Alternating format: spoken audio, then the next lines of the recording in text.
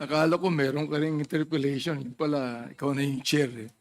Anyway, hihingi sana ako ng oras sa pagkakataong ito to be able to read the certain statement of Las Cañas, no? Sa kanyang affidavit. May I, Mr. Chair? All right, go ahead, Chairman. Ito po ang sinabi niya. I called up Sunny at tinatanong ko po kung sino yung Sunny. Ito pala yung Sunny Buenaventura na General Wilkins, driver mo to, no? Hindi po. Driver ni?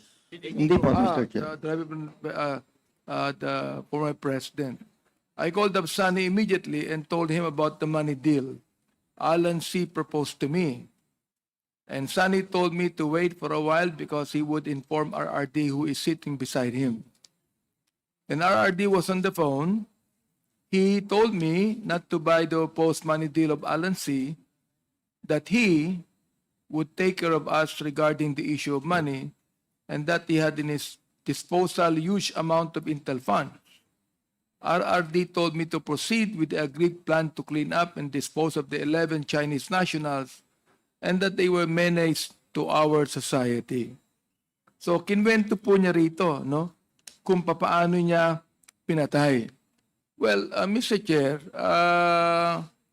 I'm not against the killing of Chinese drug lords. What I'm against is the way they were killed.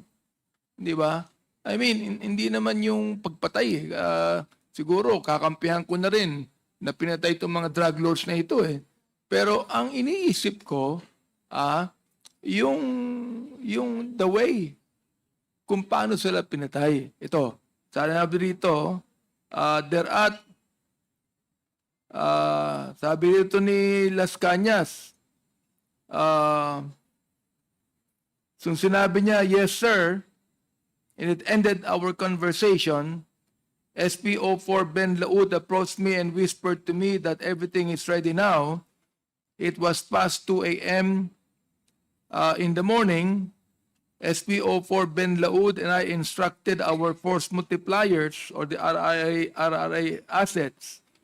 There were more or less 4 of them to bring the 11 Chinese nationals to the mountainous area of Laud Quarry, where an 8-foot deep, more or less 6 feet in length, ready for the 11 Chinese nationals involved in the production of illegal drugs in a drug laboratory in Davao City. Thereat, I shot first Alan C. twice in the head using a 22 caliber pistol with silencer.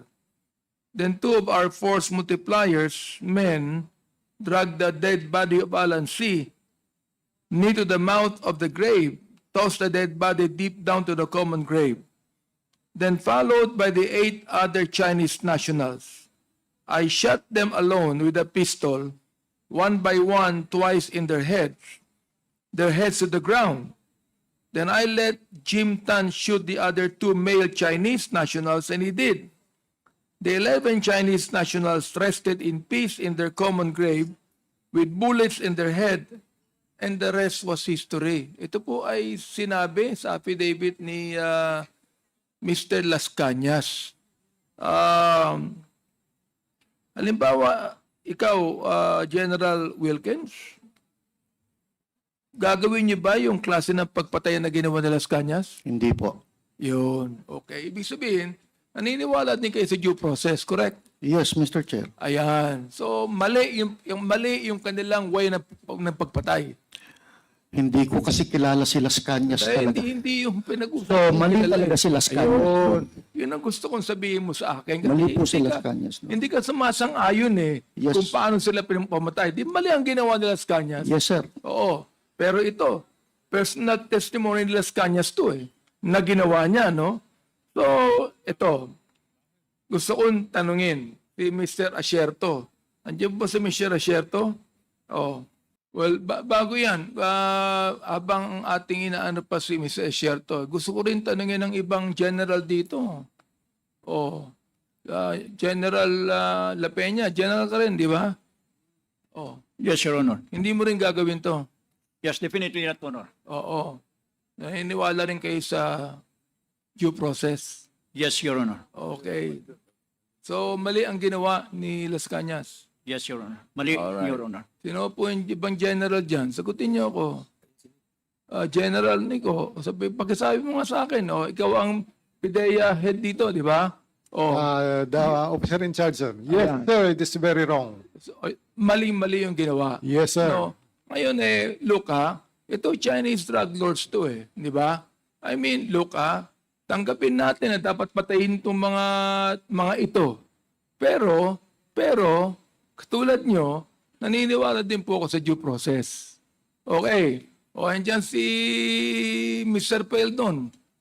Ikaw nasa PNP rin, di ba? Dati.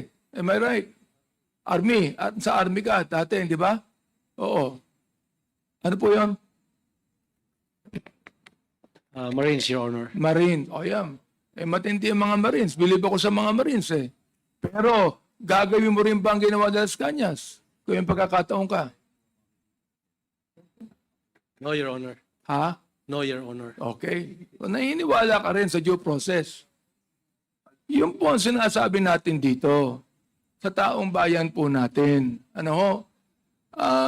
Sa akin, okay lang po na arrestuin natin, idemanda natin, kasuhan natin yung mga Chinese na yan, pa-deport natin, o kaya naman pag nang laban, patayin natin. Pero yung ginawa nila Las Cañas, mali. So I'm not against this war on drugs. What I'm against is, unang-una, bakit maraming napatay? Pangalawa, bakit ganito ang pagkakapatay? At pangatlo, bakit parang may utos ang dating Pangulo rito? So, Mr. Resierto, nakita mo yung dalawang video na kanina nakita natin, no? So, palagay nyo, ano po kaya ang tinutukoy ni former President nung sinabi niya na inubos ko talaga? Ano po kaya ang tinutukoy niya dito sa inubos niya? Anong masasabi niyo dito? Parang sinasabi niya po na talagang pinapatay niya po yung mga tao sa Dumoy. Okay? So, Ano mo kasi, Dumoy, malaki naman yung Dumoy. So, pinatay niya yung mga taong ito. Pala sa Dumoy yata, 6 bang napatay, General Wilkins, no? Yes, Mr. Chair. Doon sa Arlene, 13. 13 ang pinatay.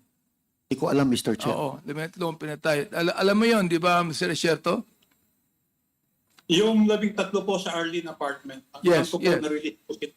So, alam mo din yon. Hindi po sila pinatay. Alam ko po, na-release sila ng BIP.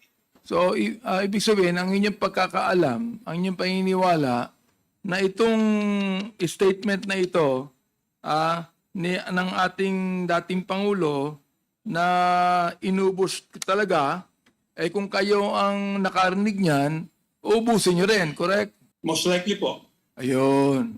Sapagkat utos ng Pangulo. Tama po ba ako? Opo. Na alam mo, the thing is, nababanggit kasi palagi,